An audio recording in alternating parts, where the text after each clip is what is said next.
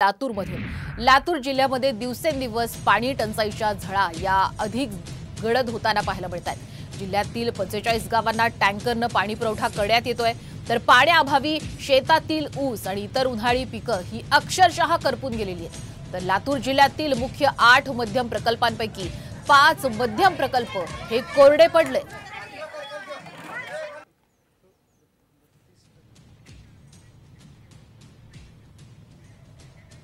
आणि याच परिस्थितीचा आढावा घेतला आमचे प्रतिनिधी संदीप भोसले यांनी। लातूर जिल्ह्यात दिवसेंदिवस पाणी टंचाईची जी दाहकता आहे ती अधिक गडद होत चालली आहे।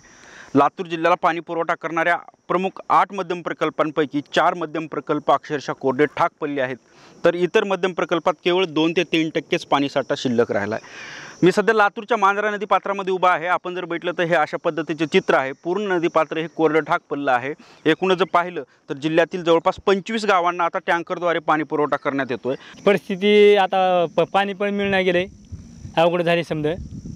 जनावराला पुन्हा वैरण बी मिळणार नाही तेवढी, वैरण बी घेता विकत समधी 20-25ला पिंडी आहे। एकूणच जर पाहिलं तर पाणी परिस्थिती जी आहे लातूरची आता हेडसावती आहे। आणि आपण जर पाहिलं तर अशा परिस्थितीत सध्याचं हे चित्र लातूर जिल्ह्यात उद्भवलेलं आहे। संदीप भोसले, सामटी न्यूज, लातूर।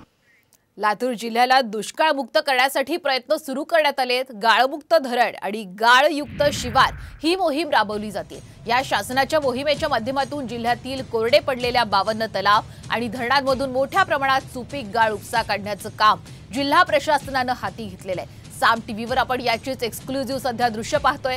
तर यामध्ये सिंचन वाढीसाठी नाला सरळीकरणाचं कामही सुरू आहे। आजपर्यंत 14.50 लाख घनमीटर इतका सुपीक गाळ काढून शेतकऱ्यांच्या नापीक जमिनीवर टाकण्यात आलेला आहे। तर जवळपास 7000 एकरवर धरणातील सुपीक गाळ पसरवण्यात आल्यानं शेतीचा पोत देखील सुधारणार आहे आणि त्याचबरोबर जलाशयातील पाणी साठ्यामध्ये सुद्धा मोठी वाढ होईल अशी अपेक्षा जिल्हाधिकाऱ्यांनी यावेळी व्यक्त केली आहे।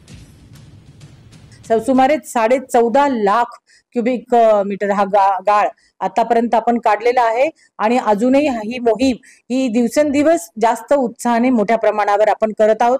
यावर्षी मॉन्सून लवकर असल्यामुळे आपला प्रयत्न आहे की या पूर्ण आठवड्यात मिशन मोड मध्ये गाळ काढण्याचा कार्यक्रम या ठिकाणी मोठ्या प्रमाणावर संपूर्ण जिल्ह्यामध्ये आपण घेणार आहोत। बुधवार गुरुवार हा अजून मिशन मोड मध्ये आपण करून प्रोडक्टिव्हिटी वाढेल आणि हे काळं सोनं शेतकरी त्या ठिकाणी जपत आहेत याचा मला मनस्वी आनंद आहे।